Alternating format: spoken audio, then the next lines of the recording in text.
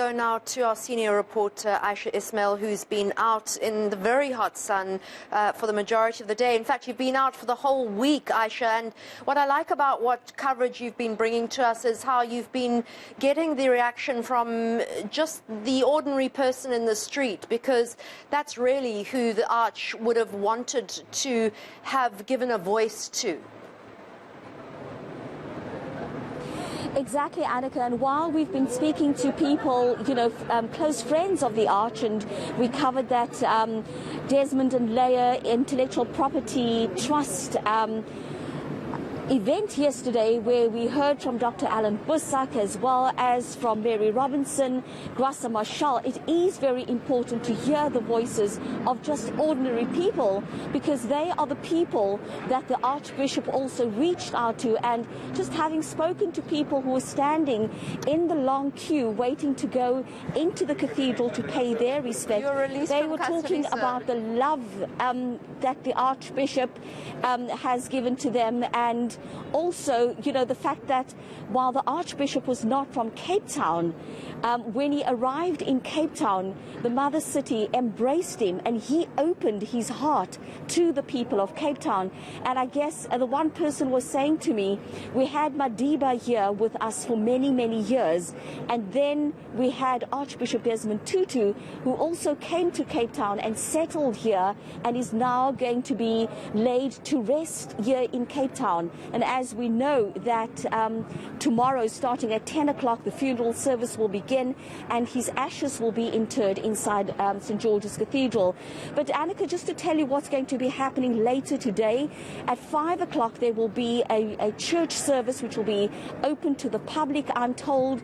Later on, after 5 o'clock, once the doors close for the public viewing, the clergy will then take over and they will then conduct a night vigil into the morning and to prepare for the church service tomorrow, for the funeral service. But I'm just going to try and walk over and talk to some people who have just exited the St. George's Cathedral after paying their respects to Archbishop Desmond Tutu. You've just come out of the cathedral. When you walked into the cathedral and you saw the coffin there, how did that make you feel? It is a historical moment. I was quite happy to be part of this moment. So yeah, it's something to remember. What are your memories of Archbishop Tutu? It is his big heart, his loving, and his ability to include everybody in his life. And yeah, he's extended his life for the better of the people, and that's one of the good memories. And of course, his laughter. Thank you so much. All right. Ma'am, your memories of Archbishop Desmond Tutu? It's close.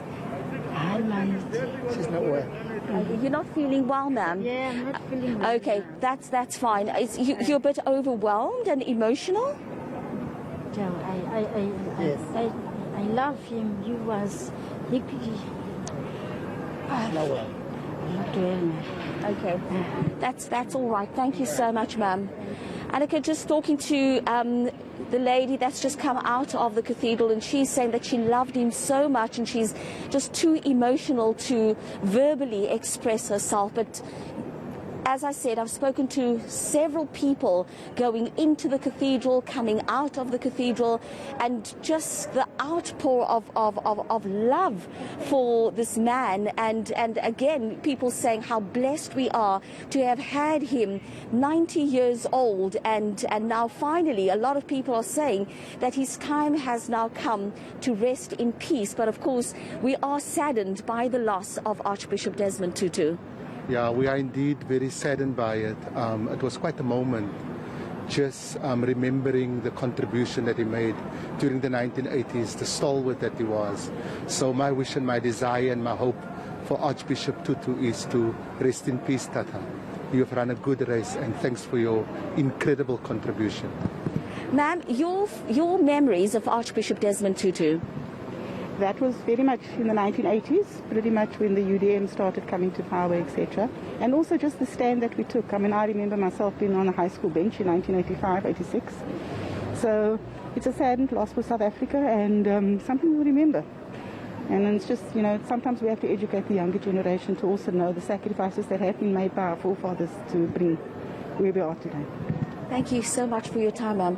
Annika, what's interesting, you know, coming out from people that I've been talking to, a lot of them are saying, and a lot of them brought their young children with them and saying that it is important for the younger generation to understand and to appreciate the role that people like Archbishop Desmond Tutu played in liberating South Africa.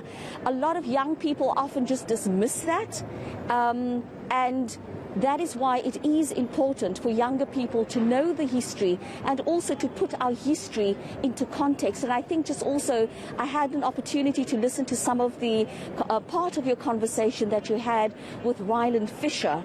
And he was talking about, you know, the time that he spent in the struggle being detained with people like Cheryl Carolus and Trevor Manuel, and also then the role that Archbishop Desmond Tutu played and the role that religious leaders played in South Africa in bringing about a free South Africa. Ayesha, just to ask you about some of the details of seeing the Archbishop's body in repose, which is currently in St. George's Cathedral. The process apparently has been very smooth and pretty seamless, so it's well worth taking your children down to tell them about the history of South Africa that often was not reflected adequately at all in our education system, and still I don't think is. Absolutely not. And I think that also it also gives people, while they're standing in that queue, I mean, Government Avenue is quite shaded, so you stand under the trees. And then, of course, what's interesting, Annika, is, you know, there's lots of conversation and a bit of loud voices in while people are waiting to go in. And the minute they come onto the cathedral precinct, they become all quiet and almost, you know, there's a solemn moment before they step into the cathedral, and that also just goes to show the respect that they have for Archbishop Desmond Tutu. But as you say, it is important for people to educate their children about the history of South Africa and the role that our leaders played, and especially also religious leaders, in bringing about an end to apartheid and liberating South Africa.